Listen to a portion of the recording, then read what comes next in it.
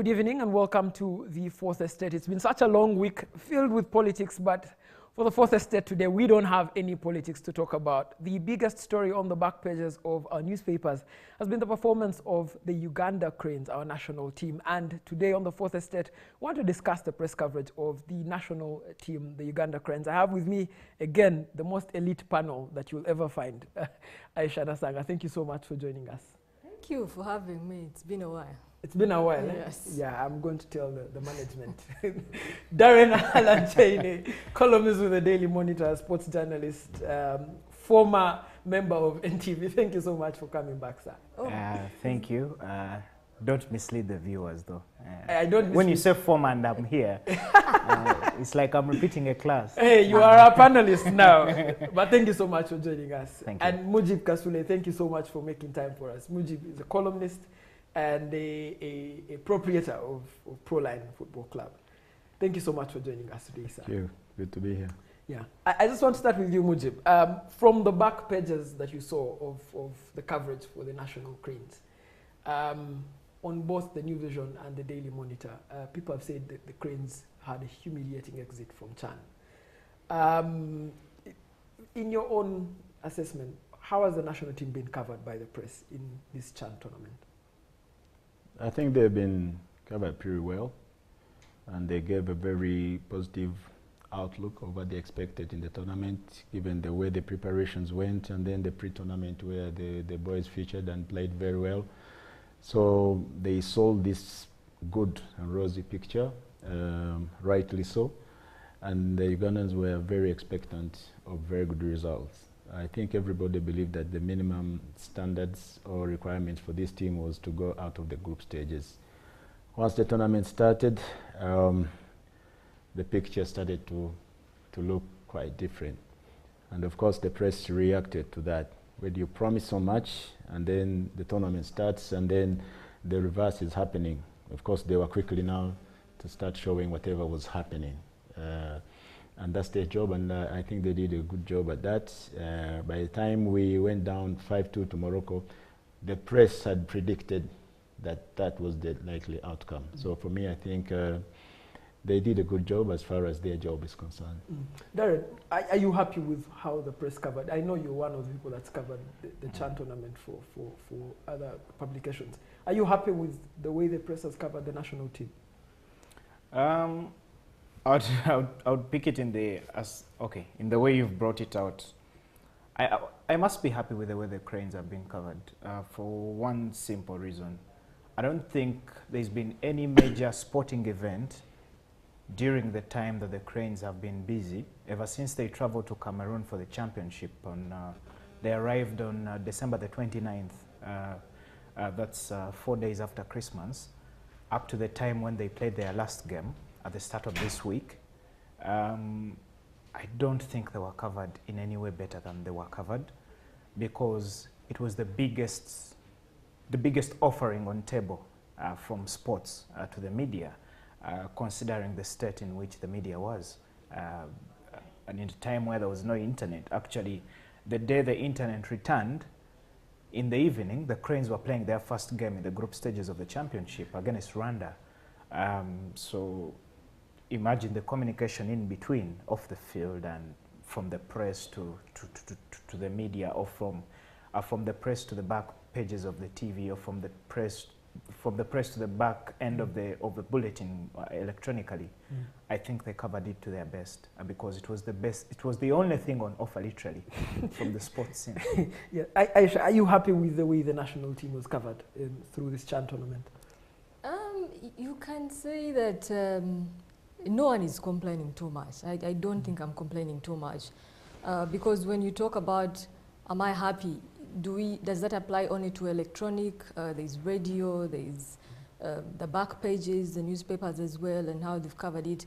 You think that football as a whole, not just the Cranes, always gets some of the biggest coverages, because I can tell you a couple of sports will feel envious that they don't get as much coverage. So every time the Cranes is playing, they really do get a huge share of all the coverage on the whole. And I think CHAN wasn't any different, even with all the internet troubles. I remember being at UBC at some stage the internet was off. That was the only place that had some internet, and trying to get in touch with the public relations officer for FUFA, Ahmed Mashan, was like, I can't send through anything, but if you get this, please make sure everyone else gets it. So I think on the overall, there are not that many complaints on how they are covered, at least in this particular tournament.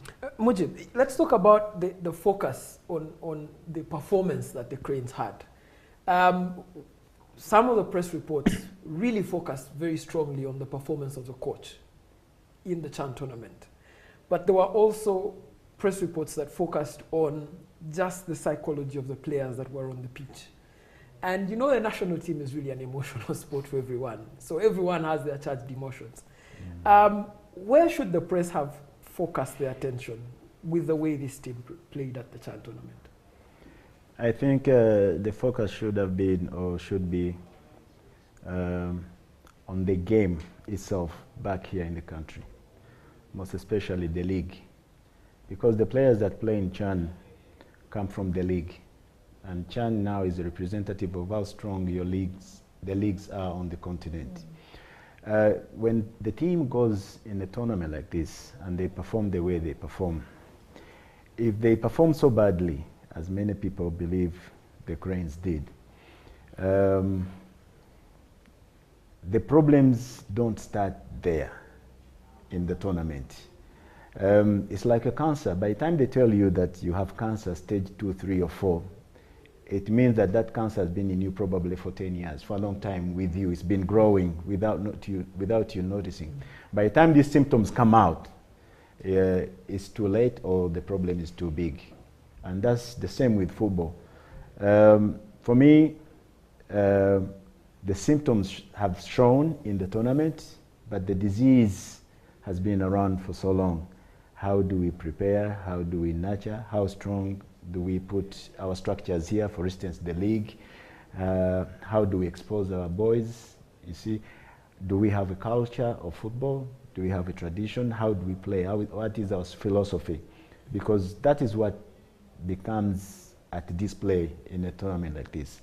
So I think in regard to that, the press, because remember, these games were not shown anywhere on national TV here. We had to tap into other countries actually, like Kenya, which was not in the tournament. You know, which is for me a shame. The national team is playing, but none of our TVs here can afford to show the games, one reason or the other. But Kenya, that is not in the tournament, is showing all these matches. So most Ugandans, football fans, who don't have decoders where they can tap into other countries' TVs, were not able to see. So they depended on the press. That's why for me I'm saying that they did a great job, because if it was on the local TV, many people would have seen with their eyes and probably make their own judgment. But for me, the coach has taken center stage, and I think he has overly been criticized for even things he should normally not be criticized for. The national team coach does not teach players how to play football. That is the job of the clubs. That is the job of us, the local coaches from the academies, in the schools, you know, the development programs in federation. That's where people learn how to play football. The national team coach, like Darren was saying earlier, other teams had 5 days to prepare for this. You don't teach anybody anything in 5 days. So people are blaming him for everything that, including that is not his share of blame. And for me, that's where I would say maybe the press has been unfair for some of those things. We need to separate and say, okay, where is the blame for the coach? Where's the blame for the players? Where's the blame for the managers, federation, and the other stakeholders? Because the media, the press is part of the main stakeholders. So we need to see where each of those departments, stakeholders' blame is. And for now, everybody has gone to the coach. We do that when it's club football, because if they buy you players and you're Chelsea and you're Lampard, you know, they give you everything you need. Preparations are good, and then they wait for you. If the results are not good, usually they take the head of the coach. But that is different when we are talking about the football of the country. in general. We cannot put all our blame on the head of one man who is even a foreigner. Darren, the disproportionate focus on the performance of McKinstry, isn't it a story that the press should have pressed much harder on? Considering, I mean, it coached a Rwandan team, and the Rwandan team it progressed from the group stages. I love the way you're directing questions. Tougher ones seem to be coming my end, but okay. I think for Johnny McKinstry, the unfortunate bit has been that this criticism has been piling. And even when off the field, the people were doing whatever they were doing, that is the federation, the national team setup, McKinstry himself, the players doing their part. At some point, there was innate criticism at the start. One, his age. People seem to walk away from that. But then it's come back into the picture because of the way the results have been coming in. And then more importantly, why the criticism has piled up at where it is, before I even get to answer you, is because in areas where his predecessors have been performing, he didn't perform. And I think what sparked it off completely was the 1-0 loss to South Sudan, courtesy of a Tito Okello penalty on match day 4 of the Africa Cup of Nations qualifiers, where the Cranes have got to play 2 games next month to wrap it up. The loss to South Sudan, and then beating South Sudan still in that doubleheader in the game prior to Chitende, 1-0 wasn't satisfactory. The goal came late, and then this is a Cranes before, which had played under Sebastian Desabre, made it to the last 16 of AFCON, lost out to a Senegal 1-0 in a game where Denis Onyango saved the penalty. Before that AFCON, at AFCON 2017, the Cranes were there. Now, at 2017, there was delight for being there, for being in Gabon. People were happy, yes, that they had arrived. Now, in 2019, Desabre Sebastian will travel to Egypt to watch the tournament. The Cranes make it out of to the last 16. Now, by making it to the last 16, every other expectation from the Cranes at any other tournament is going to be make it out of either the group stages, that is Chan, where we've never done it, or if we go back to AFCON 2022, we've got to make it out of the group stages and try to play better the last 16 stage because of the progression that the predecessors had been bringing on table. But as we speak now, after the loss to South Sudan in that doubleheader, the Cranes are still on the fringes of qualification, much as 2 teams can make it out of the group. More importantly, this was the first continental championship for Uganda to have a pre-tournament in the very country they're going to have the finals, more like having a warm-up tournament in Qatar when the World Cup is coming. It was the first time it was happening for the Cranes, perhaps in history. And that is, now when you add what has been happening at the previous tournaments, AFCON, make it to the last 16, the margins are small, you've beaten Egypt for the first time in the qualifiers to the World Cup, this is a Moses Bassena doing it, and then you come as McKinstry and you concede 5 against Morocco, the questions come into many.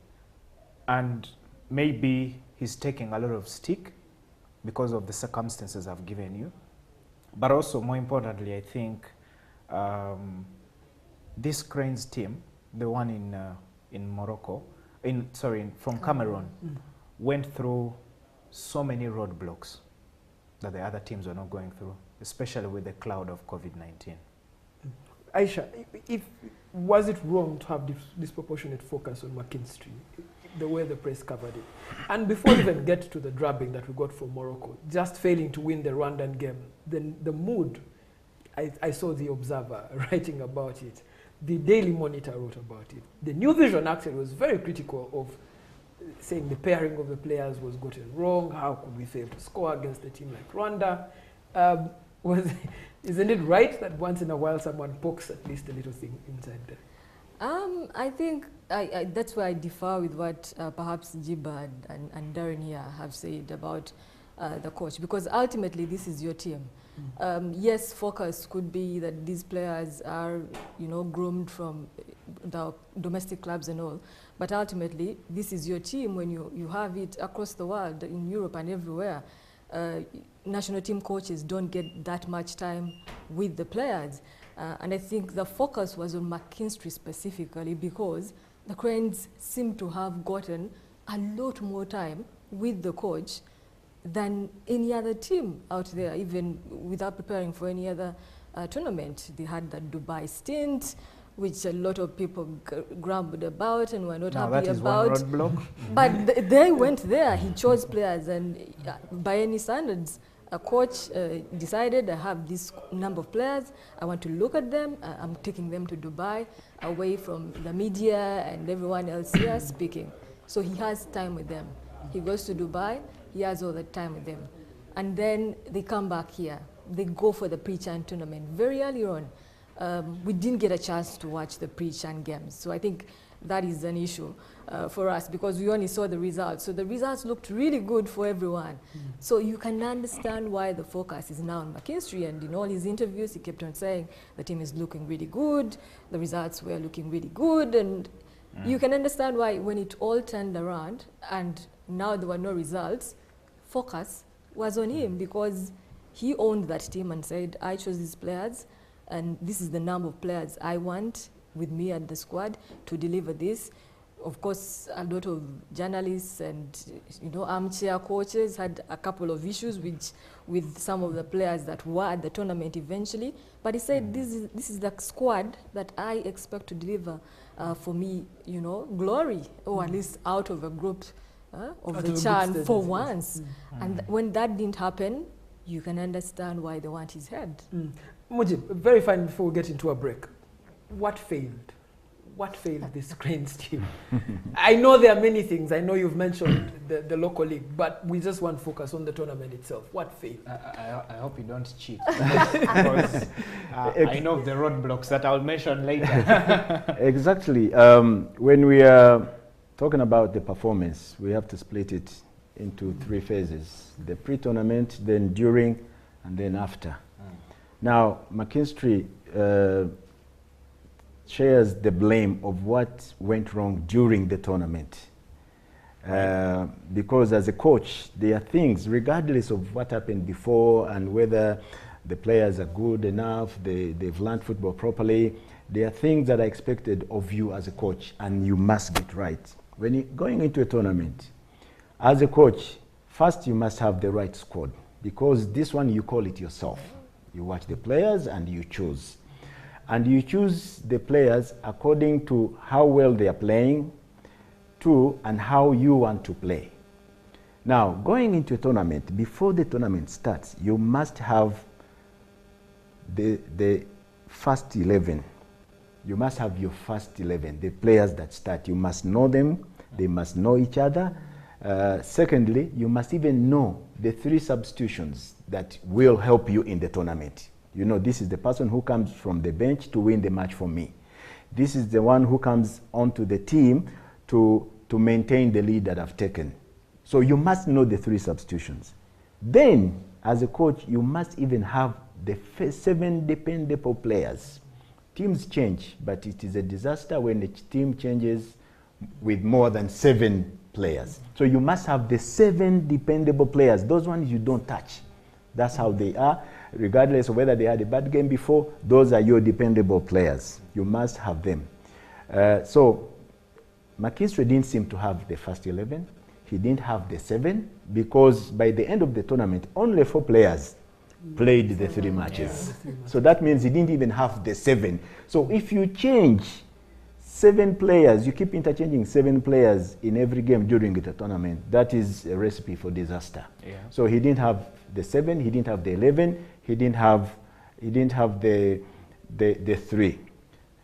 Secondly, he did not seem to understand the players because there are certain things as a coach.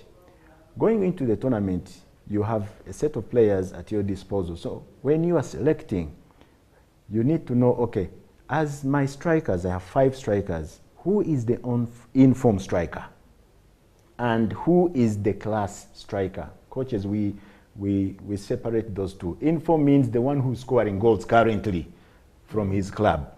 Then the classy is that one, he might not be scoring, but you know in a tournament, he will get one chance and bury it. So sometimes you may make your decision on who to start based on those two. He did not have a classy striker in the squad. Now, he had to go with the informed striker. That's what coaching is telling you, the principles.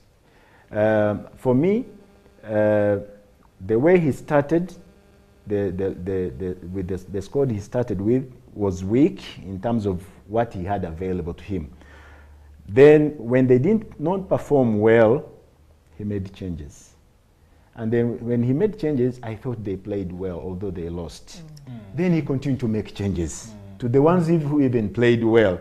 So he kept on not knowing what to do.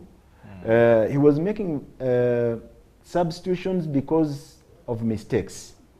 Mbowa had an own goal, therefore he came off. Later on, you saw Mujuzi caused the penalty. Later on, he went off. A young boy, Watambala, plays 90 minutes in the first game. That means things went well for him. He doesn't return at all until 4 minutes in the last game, where his assistant in charge of fitness is the one who went, if you remember and you watched the game, he went, his assistant. He went and talked to him, and a minute later, Watambala came on. So he was all over the place as a coach. Then, secondly, when you're going into a tournament, you must have a strategy. How are you going to get the points? For me, and for everybody else, we expected to win the first game against Rwanda. We know them very well. They are from the region here. We think we are better than them. So you plan for that game. You know how they play. You've been there. And then you come up with a strategy, such that when we are watching, we know the coach decided to use the wings, or he's going to play a pressing game, or he's going to go direct. We must see, but when you watch Cranes, you don't see what they are trying to do. So they are all over the place. They don't seem to be a unit. There is no strategy. There is no game plan. So those are blamed on the coach. And he's responsible, because that's why you are paid to manage that. You see, and he didn't do that. And for me there, he's 100% responsible, and the press did very well, because they brought out all these issues that I'm saying. Darren, you wanted to make a small comment there. Well, I think Mujib has brought it out right, especially in the tournament, because, like I said, this criticism kept piling from the South Sudan fixture in Chitende. The Cranes didn't create many chances. And if that is the senior Crane side, because you'd think the guys playing in the Chan team today, maybe 2 or 3 years later, they will evolve to get into the senior side, because perhaps they'll make moves abroad to Europe or rest of Africa. And when the result failed to come perfect against South Sudan in Chitende, perhaps, well, of course, with so many changes, COVID, an empty stadium, and now Cranes play with fans in the stadium. Normally it's at Nambole. We let that go. The things that Mujib is saying now, if I recall, there were about 5 changes that were made from the starting 11 in Chitende against South Sudan with the starting 11 in Nairobi against South Sudan. And there were quite many. The changes were many, and I recall we were watching the fixture. We actually were listening to it on radio in office on the afternoon. Someone went like, it will be difficult for the team to win because of the so many changes. This is someone who's not even covering football. And at the end of the day, Tito Kela had scored against Dennis Onyango. Then, when we left that and came to this tournament, the starting 11 kept changing right from. Now, what became harder for McKinstry was that, picking from what Mujib has said, the informed striker in Brian Ahewa, who in his last had netted a hat-trick against AS Kigali. Rwanda team and the Cranes CA players were faced AS Kigali.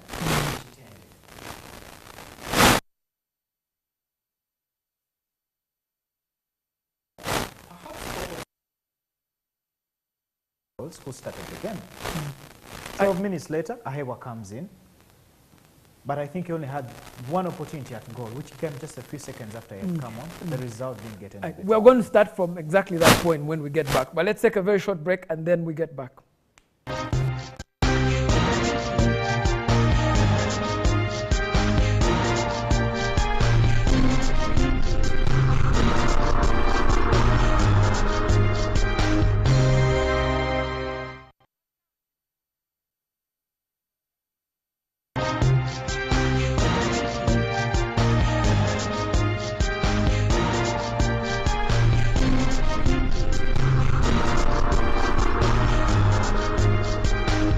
Welcome back to the fourth estate. We're still talking about the performance of the Uganda Cranes at the CHAN tournament, but more specifically how the press has covered them since they started playing at the tournament and ended there. Darren, you were still saying something before we broke away here, and I want you to finish very quickly, then we can get to Aisha. Yeah, so with the way, I was still saying the point of the striker, Brian Ahebwa, coming in. This is one of the few KCCA players who flew to join the squad, and he had not featured in the pre-CHAN tournament. And then when he got the opportunity, things didn't come right. By match day 2, a man with yellow mop hair in Mohamed Shaban was leading the front line. And this is a player who had struggled with niggles, with knocks, with injuries, and then it really got terrible for McKinstry in a way. But also to divert slightly away from what Mujib has said, while he's talking the problems in the tournament, not forgetting that the Crane setup had to part ways with the goalkeeping coach before the tournament in Fred Kajoba, because he chose to go to church to pray to Mother Mary at a time when no one was meant to leave camp for fear of spreading COVID-19. But with other people leaving But with other people reportedly leaving the camp. And that was also thrown under the carpet, because now that is before the tournament. But if you drift further away from this tournament and look at the performance of the Cranes at CHAN, 5 editions in a row. 2011, 1 goal scored, I think, by Saddam Juma in Sudan. 2014, there were some flashes of brilliance from Yunus Sentam, but the Cranes still didn't make it out of the group stages. 2016 in Kigali, it was a Farouk Mia thing. Eventually, he made the move to Standard Liège in Belgium shortly after the tournament. 2018 in Morocco, it was a forgettable experience. This was Sebastian de Sabre's first tournament as Cranes coach. He had only had, I think, about a fortnight or 3 weeks with the team. And now 2020, 2021, the same story. The Cranes don't make it out of the group stages. And maybe to answer that, it goes back to one thing that Mujib said, the strength of our league. The league is not strong enough to push the Cranes out of the group stages. Even the Cranes to make it to AFCON, we've got to rely on it. Dennis Onyango, who's played at the FIFA Club World Cup before, he's won a CAF Champions League. Players like Emmanuel Okwi, who are going to score goals against Tipi Mazembe in the CAF Champions League, because they play at that stage, and that's where the qualifiers are, and that's where eventually you make it to the final tournament. So I think our league is not strong enough, especially with player retention. You look at the squad that featured at 2018 for Morocco, that won the tournament for Morocco on home soil, and Ayub Erkalbi, who scored 9 goals in that tournament as top scorer as they won it 3 years ago, is still in the same squad, even if he's made transfers, gone in and out, but Morocco still has the blend to make it out of the group stage. Because of the strength of the league, their clubs are still performing on the continent, and our league is not yet at that stage. We perhaps need to have Vipers and KCCA keep knocking at that door for the group stages of the CAF Champions League and CAF Confederation Cup before we demand the Cranes to make it out of the group stages for CHAN. Aisha, I hear this thing about the league, and it's a perfect excuse, but Rwanda honestly doesn't have a better league than we do. We always feel like we do better than them. And the crisis for the Rwanda game was that there's no one who was scoring. In the second game against Togo, the goals were coming from yards away. This is where at least the first focus on McKinstry started. What's wrong with the scoring line of the Uganda Cranes? In your own assessment, what failed in the first and second games, in particular with the scoring setup that McKinstry was working with? I think we've almost been through this before. I've had Jiba hint at it, I've had Darren hint at it as well, about not knowing your squad, not knowing your first 11. And it is so sad, especially for McKinstry, because you thought that he had quite enough time to be able to pick his first 11. Okay, Uganda as a whole, we are not really a team that goes out there to score. First of all, even outside of CHAN, even outside of African Cup of Nations, we are not the side that is going to go and score, say, 4 goals in tournaments. But you can pick a style of play, or you can pick players where you can say, even if you go and get just that 1 goal and pick the result. Like you said, the first game, Brian Ahewa, the form player, having to come off the bench because of an injury to Milton Kalisa. Milton Kalisa had been delivering the goals, at least in the pitch and tournament, that we didn't watch. We didn't watch. I don't think you. You scored. Whether you watched or not, it was a news came that he had scored, but we didn't watch these pitch and games. That should be a thing for, at least for the media. We had all these things. We would see the post matches. You'd send us the post matches interviews, but they'll tell us how the Cranes performed. And I think that's also one thing that goes back to FUFA as well. Before you even blame the media on how they covered it, FUFA, I think, prefer to work with their own media team. So you can say there was not one independent outside journalist at the tournament, like say on behalf of the Daily Monitor or the New Vision or NTV or anyone like that at the tournament, because from their perspective they can give a clearer picture, like this is what is happening. If there's some trouble in the camp, if things are not going right, you can know what's going on down there outside of what FUFA is telling us, because when FUFA sends in the interviews, oh my God, they sound so good. Before the Morocco game. I'd actually commend FUFA for the job, because in another way, it's a good job, but they've taught players how to speak to the media. Did you hear that before the Morocco game? It's a cup final. I thought, are we playing the Champions League? Are we like? But I they don't fear. That's a good thing, though. I hope they don't speak on condition of fear, because.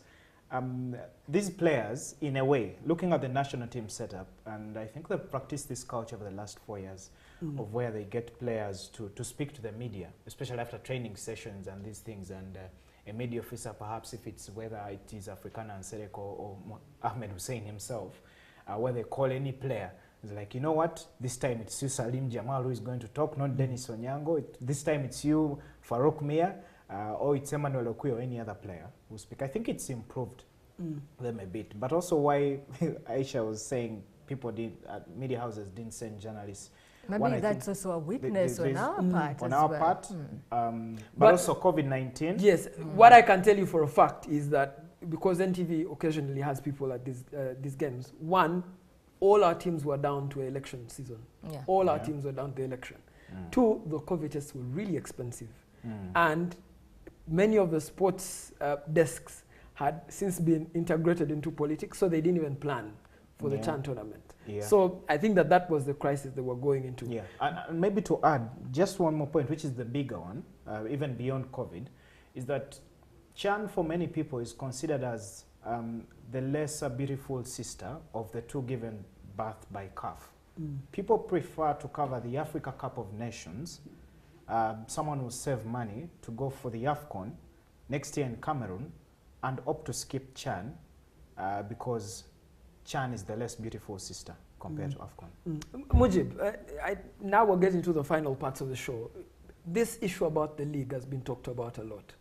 And I just want to come at it from the angle of the press. In the last 2 seasons of the league, I think the press has done a great job covering the local league, making sure that interviews are carried out, making sure that local results of games have happened. And even the teams have improved, honestly. If you look at the setups from Barara FC, you look at the setup from URA, KCCA, someone would say there's like you can see the progress in the local league. What about it is failing to produce the best outcome of the players?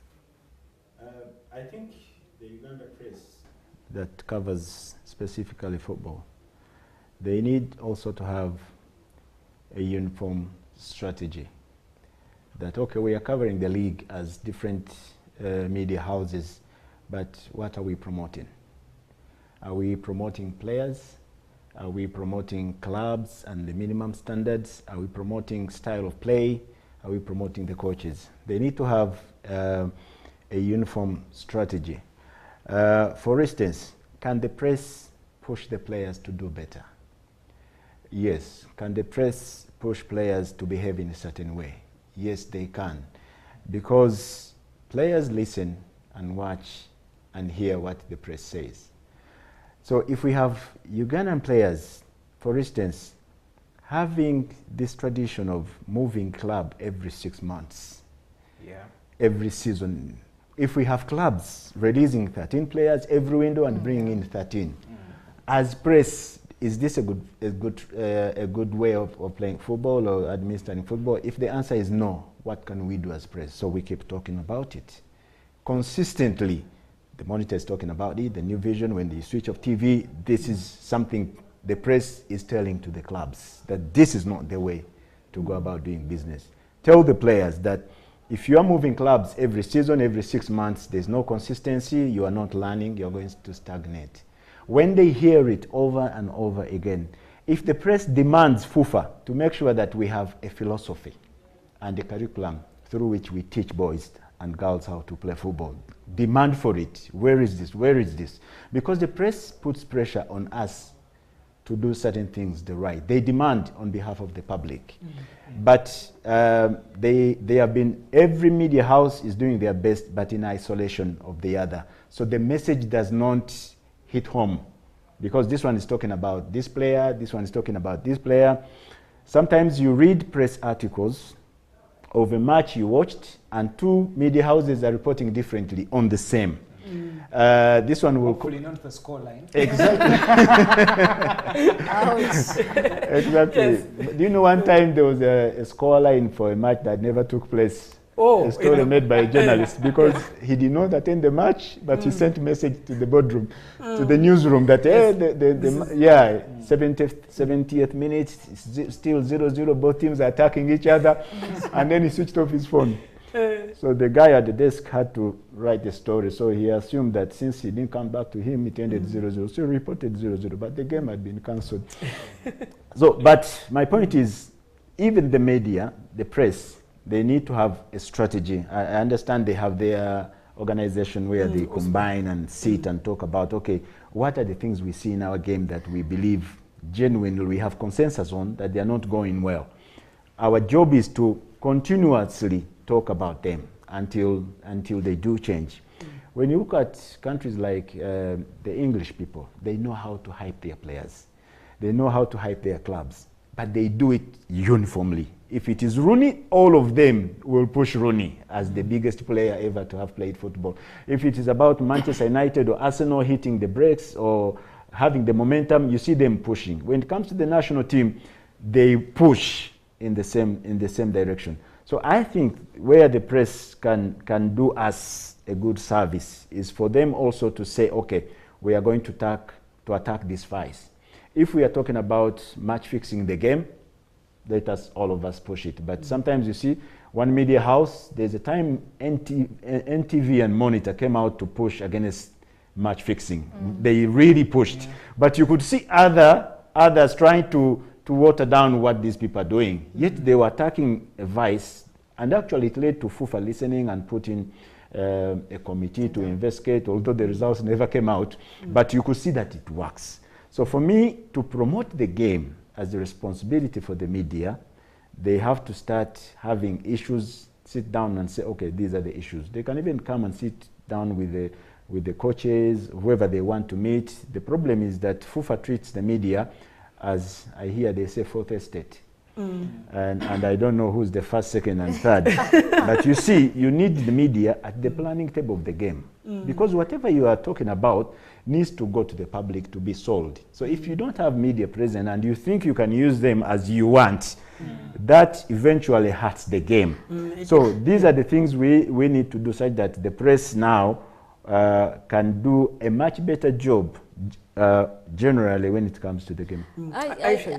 I want to say something. I think it's, I agree with a lot of what he has said, but I think it's asking the media a little bit too much in some instances, because you know how our clubs are run, especially here in the country. Yes, you can talk about it. One season, a club, another person is in charge of a club. The next season, you find, say, Chiwanuka has come into the game, he's an express. Old management is, you're not even sure whether they are out or in, you know, and it's a whole new system. Yes, there's a Dachuwala somewhere there. Now she's not part of the club anymore. Is she part of the club anymore? You're not sure. It's new management. They bring in their own coach. That's 13 players out, released, and it's not even, it's out of the players' hands as well. That's just one club. Same thing to a club like, say, Odum Paraka. And we've seen it, Mbarara, where management changes right in the middle of the season sometimes, or at the end of the season, someone else is now in charge of the club because they're the ones paying the salaries. Or of course, when it comes to the way clubs are run, that's another whole big topic. Yeah, but that's something the press should also focus on. Exactly, pick on it and focus on it and put it out there. I'll give you an example. In the last 3 years, the press has been consistent in terms of identifying clubs that are playing good football. They say KCC plays good football, Police plays good football, they talk about Proline playing good football, and they have consistently talked about this. What is happening? More coaches, more clubs, more club owners are trying to demand that kind of football. Why? Because they have seen that this is what the public wants. How do they know? The press. They've talked about it. They have gone and said, okay, if there is a police match going on somewhere, we are going to watch police because this is where the good football is. When it comes in selection. Exactly. When it comes to selection, it's the reason Abdallah Mbiri is a national team as a coach, because the press said he teaches the best football in the league and he deserves to be at that level. And that was an agenda of the press. Not biased, but they were saying exactly it was merit, yes, and it is working. So if we can pick on so many aspects of the game as a press and we push them, there is every hope that things can change, because these people they feel the pressure when it comes from the press. Darren, one would like to think that in Uganda's journalism, sports press actually has the strongest of organizations. Yeah. If you look at political reporting, there's no organization for political reporting. There is an organization for parliamentary reporters, and then we have UJA and the like, but USPA has been here for a long time. Why isn't USPA organizing itself to say, let's attack this issue because it makes our national team play better, or it makes the league get better and that league presents a national team that's much better? I would say the longevity of USPA, it being here and present, but with people in there changing, and some people, of course, fearing change, it's not given WUSPA the oomph to move from step A to step 2. And I think that, but also adding the fact that we are discussing football in this show. Maybe you'll invite us when in July when Joshua Cheptegei wins the gold in Tokyo at the Olympic Games. Maybe you'll invite us to also discuss athletics and its prowess and whatever, and how the team performed. If I'm still here, that is. If you're still here. It's also changed. Yeah, that's exactly. And perhaps I would just like to pick it from where I've said that the media and journalism cannot differ much from the quality of our society. Because we keep on saying in our newsroom at the Daily Monitor that sport is a mirror of society. But more importantly, even what you report, when someone buys the Daily Monitor tomorrow morning, the story they see, does it relate to them? So even the editor, when they're designing the front page cover, they'll put something, they'll put another thing, they'll put another thing. And whatever happens in the media is a mirror of our society. You can look at all the headlines of the last 1 week. Okay, I may not be able in position to have the authority to talk about election fraud, but we have fraud going on in every other aspect of our lives in society. It could be whether in land, a child goes missing. There are so many things that are not okay with our society. And perhaps that's what happened. That's what you see in the media. Those are the stories that trend on social media. And actually the pressure is more on the newsroom, at NTV and at Monitor to mirror what society is having. Because sometimes even in the codes that the media house has, some stories can't be picked up. Perhaps the images are gruesome, can't be carried on air, and all those things. So we are a mirror of our society. Football is the way it is. The changes happen so many at clubs as they happen in our lives. I'll tell you, Raymond, the headline tomorrow will be different from the headline at the time you have the next fourth estate. And it brings that narrative I've already seen you put on Twitter, that Chiri Uganda, mama. So many things happen that sometimes you feel sorry for football because a club is changing 13 players in a transfer window, and you don't know where the 13 being replaced are going.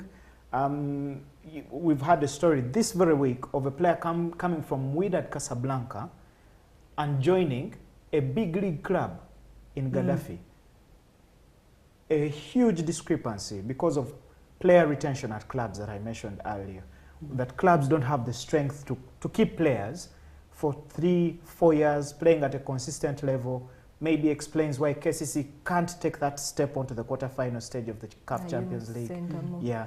Then there is a Yunus Sentamo returning this very week back to Vipers, where he came from years ago to join big clubs like CS Sfaxien in Tunisia and company, as well as AS Vita. So when you look at WUSPA as well, it comes from our society. Whatever it reports, and then remember, WUSPA just brings you from NTV to bring me from Monitor. But to have all those things aligned, with the way things change very fast today, it's difficult. Perhaps maybe WUSPA needs to have an elders council that needs to write that for a specific group of people. But Aisha, part of institutional growth and development is that things must change. Faces change, the structures might remain. I don't imagine that the clubs that we see are successful have had the same managers over, and actually the change at managerial level in successful clubs lately is just too much. What is it about us that we're failing to build just a system that another person coming in is improving on the system, not starting from scratch? Because from the very start, there was no system to start with.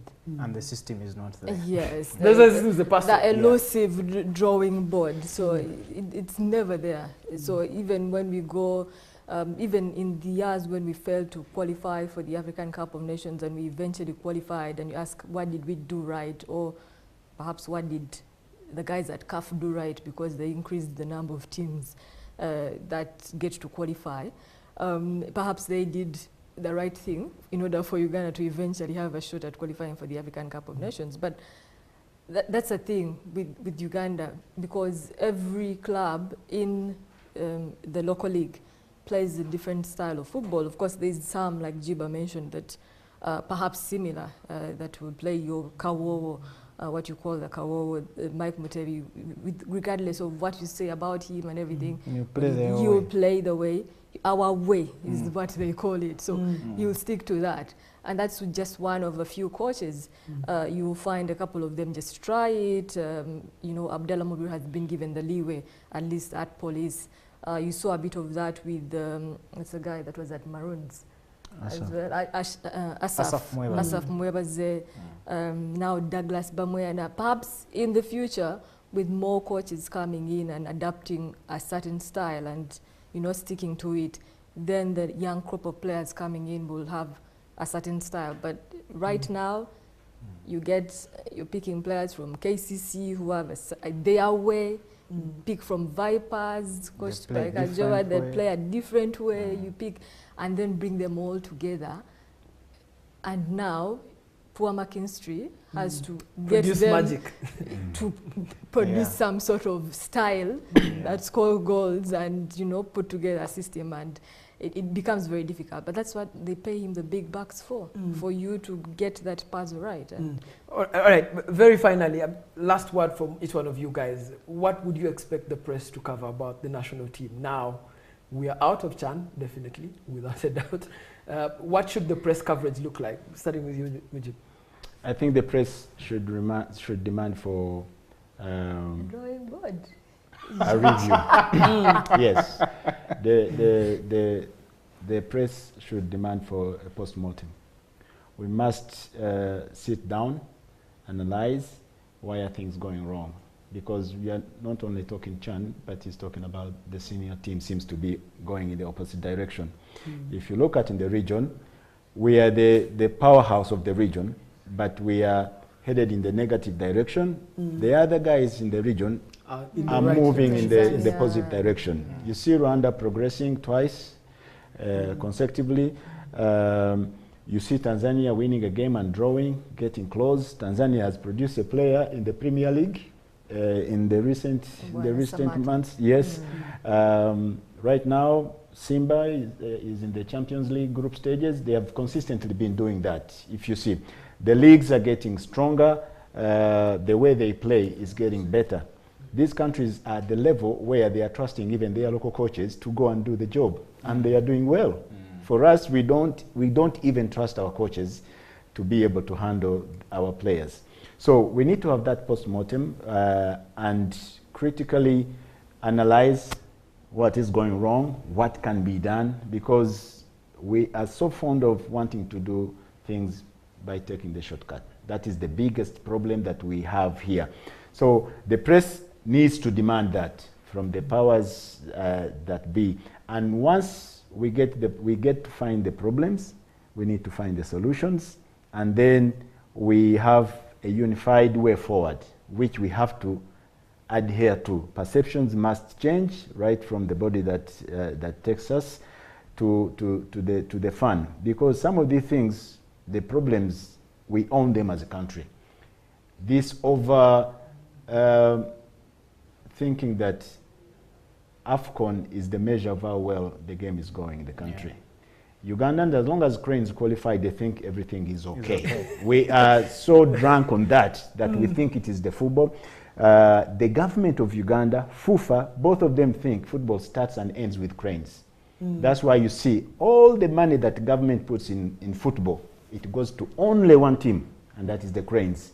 Yet government's role should be in development, not actually Cranes. But we are doing the other way around, because even government thinks this is the shortcut to success. Mileage. Exactly, that's what they think. FUFA, because Cranes is the one that makes the money, they are putting all efforts in there and leaving the leagues to go rotten. In Uganda, a player leaves Masaza Football. In a few weeks after Masaza Football, he's in KCC and Vipers, which are our top clubs. Masaza Football has done a great job as a development tournament, and we must commend it for that role. But it is what it is. It's a development. So if you pick players, and 1 week later they are in KCC, our top club, they're in Vipers, and a month later they are in Cranes, because it happens here in Uganda. And then you ask of them to give you performance at the continental tournaments. It is quite impossible. But why are we doing that? Because clubs, the football in clubs start at now 17 for the last 4 years since the junior league started at 17. Yet in football, by 14, the boy must have learned how to play football. But between 4 years and 14, we leave these boys in the hands of the games masters in schools, who are not coaches, to the village enthusiasts who love the game to coach these boys. And then from there they go into the Masaza Football, and the big clubs go with their weight and pick them up. So if you take them, they will not perform. Viper picked, for instance, Mokwala from Masaza Football directly into Vipers. For the last 4 years he's been there, they have not even been able to use him until they loaned him out to a development club. Yes, you see, in Vipers he couldn't function at all because the level of Viper is higher. Until they loaned him out to a developmental club in Maroons. Meaning he had skipped a step. Exactly, and then he started to do well. But even then he had missed a lot of things. Samson Chigozi, there's a KCC player now. Last year, he was playing Masaza Football. Before he even joined the professional club here in Uganda, he went for Cranes call-up when they were playing Chan qualifiers. Before even playing one game in the league. Yes. Then from there, he went to Police. Now he's at KCC. He's doing the but is that boy ready? The answer is no. There's a young man called Mamezi in Vipers. You see, from Masaza straight to Vipers to continental football, and you see, they don't mix. But we are rushing to do things. We want to take shortcuts. We don't even know who you are. Because for me, KCC Vipers should not be recruiting from Masaza. If they do, through a development, have another league. We have seen Manchester United signing Manucho from Angola. But they never even let him step a foot in England. They sent him on loan somewhere because they know, okay, you have a potential, but you are not yet for this level. First go this way. Brighton, they signed a player from South Africa, Pasitao. They sent him away on loan, but he's been playing the cream of football on the continent, but still not Premier League league. They understand. They sent him away on loan. to get acclimatized, get used. Now they brought him into the squad, team. yeah. So we need to start doing things the way they are supposed to do. Football is both art and science. And in science, if you miss a step, everything you're going to get You have is to wrong. go back. Darren, Yes. final word. I hope these are not my final words. No, on the show. Yes, on the show. You're too worried. I think the post-mortem is just one, but then deliberately as a society, we've reached a stage where we demand quite a lot from little that appears to be good. The expectations are high with very little done. And I think if you sum it all together, the current crane setup looks good because sometimes, yes, results come in, but I've emphasized and said it, this is the second show where I'm saying it in the space of 2 days, that why the cranes don't come out of this CHAN group and whatever is maybe because we cheat through the qualifier. Like Mujiba said, we are the kings of Sekafa, and the qualification format for CHAN, unlike AFCON, is you play the qualifiers in the region. And this is the same format being used to qualify teams at under 17 and under 20 level today, because now we've had the Cranes senior team play at CHAN this month. Very soon the under 17s will play, and the under 20s are also going to play at AFCON level. Some breaking history, but because of the qualification format, we are comparatively better in the region. Now, because we've qualified, that mirrors the kind of challenges we ought to go through like a normal AFCON qualifier, that you're going to face a Burkina Faso, you're going to face a Botswana, you're going to face a Ghana, you're going to face a Nigeria. Now, the CHAN qualifiers shield the cranes from that. And all our problems in the league bypass the qualifier, and they are presented to face a Morocco. Now, in the Morocco team, it means that if Cranes need to beat Morocco, it means that KCCA combined, Proline combined, Chetume, Vipers, Villa, Express, name it, whoever has a player in that starting 11, has combined to face Wydad Casablanca, Raja Casablanca, FUS Rabat. Because that was the fixture. That's where the players come from. Now you find that they are playing a CAF Champions League encounter that some players from Bright Stars or Akiso Giants have never played. You see how they bypass that? So it means that perhaps FUFA should look into this. Like Mujiba said, we've got to speak, maybe they will listen. There's got to perhaps be a regulation on player retention. That maybe for a player to be sold out of the country, it should be done in good faith. That maybe for a player to be sold out, maybe they must have played a minimum of 40 league games, at least 60 minutes in those league games, to guarantee a transfer out of the country. Because that will mean that you need to give more players time. It will mean that even an under 18 player, even if he's very good like Alan O'Kelly, will need to be on the pitch. You know, that maybe something that is a bridge to keep these players, and this I'm saying specifically for CHAN, to see the Cranes improve. Otherwise, we'll go back 2 years later. If we are lucky and the draw gives us a lesser opponent, we'll make it out. The country will be proud, but still will have bypassed. And for me, I think why the team failed is this: very many roadblocks, both on and history. It's been said, but off the pitch, I don't think when Fred Kajaba left, those goalkeepers were in the right mental state in any way. Even if there is another goalkeeping coach there, the manner in which he left, but also the team as well. Then there is the cloud of COVID, and you cannot talk COVID in detail because it's affected things. Dr. Congo more, but they made it out of the group. Yeah, you see. So Dr. Congo, you can see, they had how many players? 13 who suffered COVID in the tournament, but they made it out of the group stages. And I must say, the ground must be level, that Uganda must qualify in a more genuine manner. They're qualifying, yes, but in a rather more genuine manner that is critiquing to the structures that we have in football. You know, Aisha, very fine. Darren had the answer, and then he went on and asked the question as well. I heard in his submission, he said something about sports mirroring the society that we live in and which systems in our society actually work. And now these two gentlemen, these two gentlemen so decent, so smart. want when the systems rest to of the work. society is having challenges. When At least we systems- figured out how to keep people in their homes Eh. when the results are. They have not said very they good. want systems to work, but which other systems in this country work as perfectly as you want? So it's again sports. We mirrors have But you to that see, too much. yes. in those developed countries, Expectations. the countries that are developed, especially at the game, the game works in isolation of the other systems. And you Yes. find that the other systems, governmental, political, society, they come to the game for help. Yes. That's why you see other governments, they go to the game for help, whether they want to bring.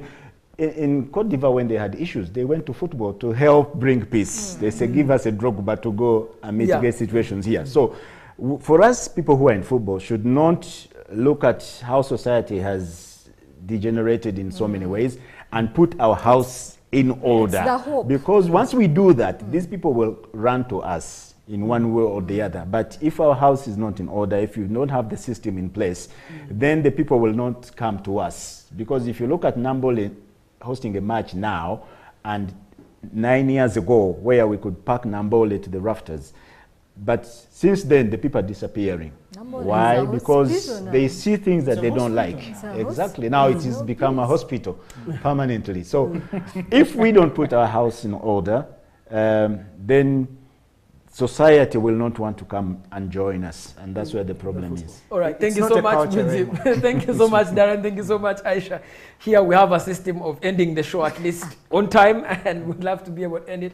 But we've been discussing the national team's performance at the CHAN. And of course, the role of the Fourth Estate is simple. We just critique the press, the angles they've taken, and give them some insight to work with in the coming weeks as the press rolls out. Thank you so much for joining us. Have yourselves a good evening.